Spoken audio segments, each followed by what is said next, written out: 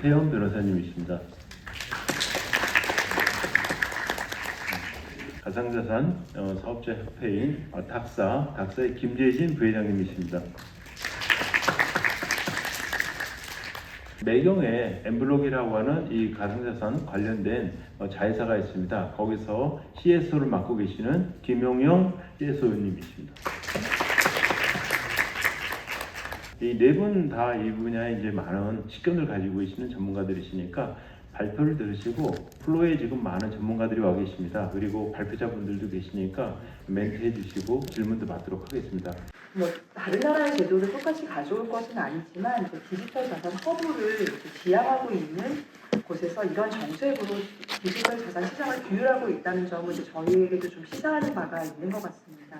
그리고 이제 또 한 가지는 법인 거래가 이 가상자산 시장 자체에 미치는 긍정적인 영향도 있지만 앞에서 또 정영기 변호사님 말씀 주신 것처럼 기존 금융시장에 미치는 긍정적인 영향이 있습니다. 이런 부분을 고려하더라도 사실 제도적으로 법인명의 가상자산 거래가 좀 허용될 필요가 있다고 생각이 듭니다.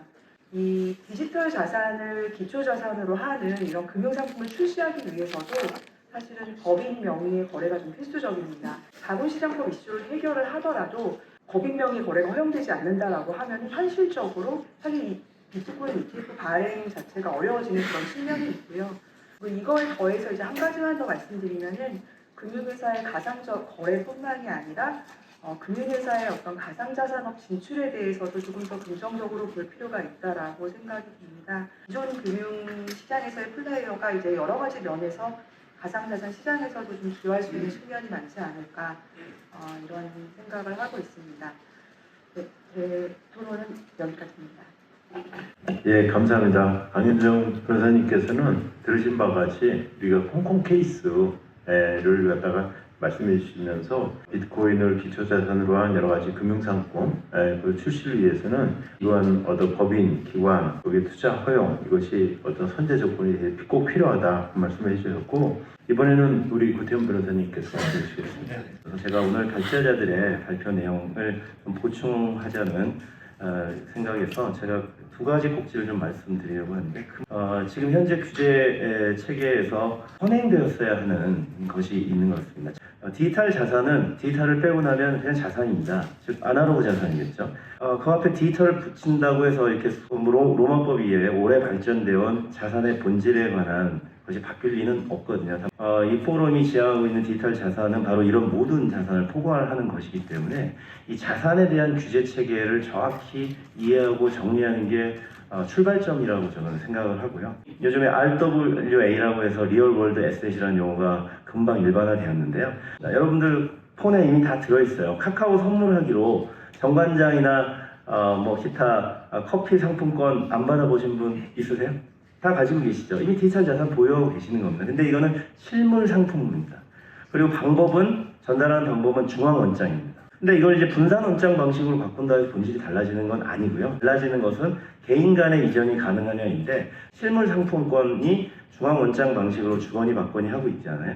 이걸 이제 토큰 방식으로 바꾼다고 해서 실물 상품 뭐가 달라질 게 없습니다. 제가 이제 두 번째로 말씀드리고 싶은 게 바로 유통, 발행 규제 체계를 어떻게 도입할지를 걱정해야 된다는 거죠. 그 수십 개 나라가 입법을 마치고 올해 7월에 시행을 앞두고 있습니다. 그런 참고 사례가 있기 때문에 이걸 참고해서 우리가 쉽게 입법을 할 수가 있을 것 같고요. 저는 우리나라의 지금 가상자산법 또는 크게 디지털 자산법에서 제일 중요하다고 보는 게 금융자산과 비금융자산을 구별하고 금융자산은 기존에 우리가 가지고 있는 훌륭한 금융 관련 규제법이 있습니다. 금소법도 나와 있어요. 여기에 준해서 규제 체계를 얼른 잡아주면 좋으실 것 같고요. 그 중에는 발행 규제가 포함입니다. 그리고 비금융자산은 금융위가 소관할 일이 아니라고 생각합니다. 디지털 자산을 금융위가 관장할 이유가 없기 때문이죠. 그리고 금융위가 만약에 디지털 금융자산에 대해서 규제 체계를 잡아주시면 다른 부처들이 이를 참고해서 좀 같은 것은 종래 아날로그 자산과 같은 것은 같게 다른 것은 다르게 규제를 만들어낼 수가 있습니다. 원래 테크 분야에 전문화된 변호사님답게 여러 가지 말씀해 주셨습니다. 모든 사회가 지금 디지털 변환을 하고 있는데 미국을 비롯한 선진국에서는 이 부분에 대해서 많은 또 선례들을 만들고 했으니까 그런 걸 잘 우리가 받아서 우리에 맞게 커스터마이즈된 규제를 만들고 또 합리적인 규제 진흥책을 만든다고 하면 이제라도 늦지 않았다고 생각합니다. 이번에는 우리 김재진 부회장님. 예, 안녕하십니까. 박사 상임부회장 김재진 변호사입니다. 잘 정비된 규제가 그 산업의 투자와 인재를 끌어들이는 것이라고 생각을 합니다. 지금 경쟁력 있는 규제 프레임워크를 잘 구성하는 국가가 이 새로운 산업의 허브가 될 겁니다.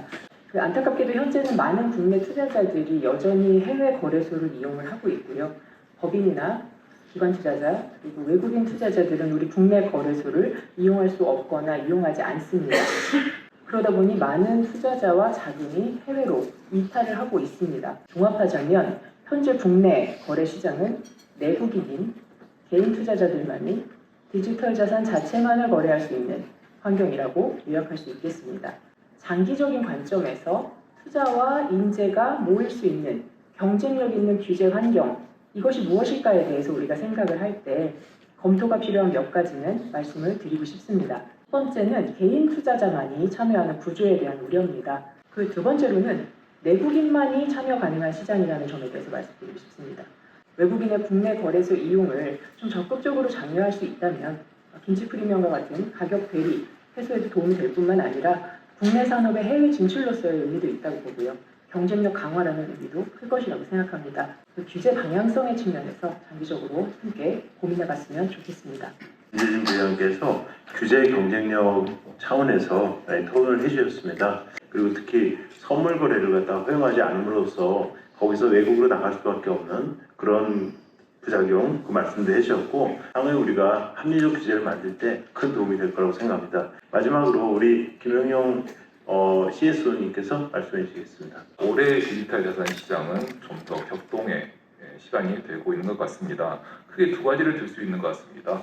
첫 번째는 이제 앞서서 많은 분들께서 말씀해 주신 현물 ETF, 비트코인 현물 ETF의 승인이죠. 그리고 두 번째로는 말씀드릴 수 있는 것은 이제 앞서서 교수님께서 말씀해 주신 비들이라고 하는 블랙록의 비들과 같은 토커나이제이션이 전통 구매에도 본격적으로 들어가고 있다는 것이죠. 이 두 가지를 합쳐보면은 그동안에 이제 디지털 자산, 가상 자산으로 이제 가상 자산 이 시장이 점점 전통 금융과 점점 많은 투자자들에게 폭넓게 넓어지고 있는 스크린 게임이 되고 있는 상황이 전개됨에 따라서 점점 더 규제라든지 또한 그리고 글로벌 경쟁력이라든지 이런 부분에 대해서 좀 더 깊게 생각해 봐야 할 시점이라고 생각을 합니다. 이런 상황에서 저희처럼 언론사 또는 정보 서비스를 제공하고 있는 회사에서는 큰 두 가지를 보통 말씀드리려고 합니다. 가장 먼저 저희가 말씀드리려고 하는 것은 정보 서비스 시장의 활성화입니다. 발행 시장과 유통 시장으로 구성되는 자본 시장에서 정확한 공시나 공시 평가 시장 정보와 같은 정보 서비스가 정확하게 제공되고 있지 않다면 투자자들이 정보 비대칭을 감당하지 못해서 시장이 시장으로서의 제 기능을 하기가 어렵게 됩니다. 그래서 이 분야에 대해서 지금이라도 학계와 금융당국, 업계가 머리를 맞대고 논의를 할 필요가 있다고 생각을 합니다. 두 번째 말씀드리고 싶은 것은 앞서서도 많은 분들께서 말씀해 주신 법인의 참여 허용입니다. 저희는 근데 법인의 참여 허용에서 좀 더 한 가지를 더 말씀드리고 싶습니다. 법인의 참여 허용이 가상자산 거래라든지 아니면 투자뿐만을 떠나서 가상자산에 대한 가상자산 산업의 진흥 측면에서도 저는 법인의 참여가 꼭 필요하다고 생각을 합니다. 실제로 해외 같은 경우를 보면은 가상자산 산업을 육성하기 위해서 초기 투자를 하거나 여러 펀드를 운영하는 사례를 많이 볼 수가 있습니다. 하지만 국내에서는 지금 국내 거래소를 비롯해서 이런 여러 가상자산의 사업자들이 가상자산 산업에 투자하는 것 자체가 지금 거의 허용되고 있지 않습니다. 일부의 가상자산 산업에 대한 재투자라는 것을 적극적으로 검토를 해야만 국내 가상자산 산업이 글로벌 경쟁력을 가질 수 있지 않을까 그런 생각을 한번 합니다. 이번 토론회가 블록체인과 가상자산 분야에서도 이 같은 글로벌 경쟁력을 확보해서 사후의 경제 안보에도 어느 정도 도움이 되는 방안이 도출되기를 희망합니다. 감사합니다. 앞으로도 키웨스트의 유익한 영상을 보고 싶으시다면 키웨스트 구독 꾹 눌러주시고 알림 설정 해주시기 바랍니다. 키웨스트 유튜브 서포터스에 가입하시면 키웨스트 채널의 서포터스 회원 전용 영상을 시청하실 수 있습니다.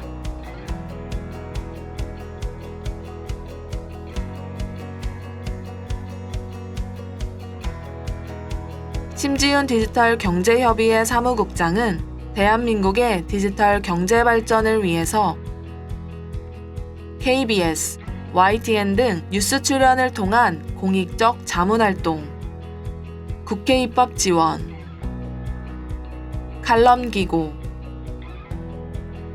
블록체인 등 경제 강의, 블록체인 관련 유튜브 콘텐츠 제작, 유튜브 비트슈아,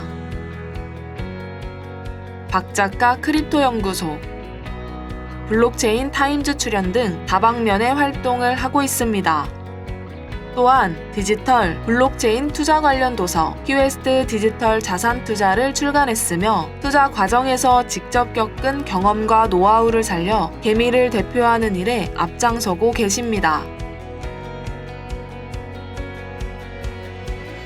아울러 키웨스트 77의 대표로서 블록체인 투자 분석, 교육, 컨설팅 및 투자 활동을 하고 있습니다.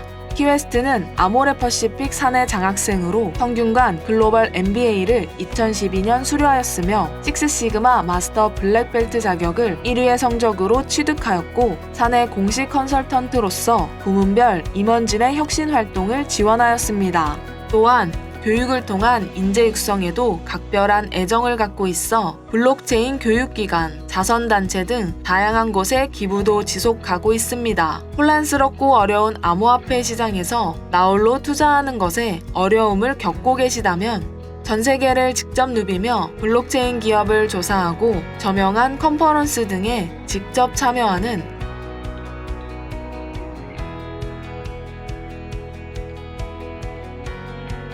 검증된 블록체인 투자 분석 전문가 키웨스트에게 도움을 요청하셔서 성공으로 가는 투자 방법을 배우시고 경제적 자유를 누리시는 길에 한 걸음 더 다가가시길 기원합니다.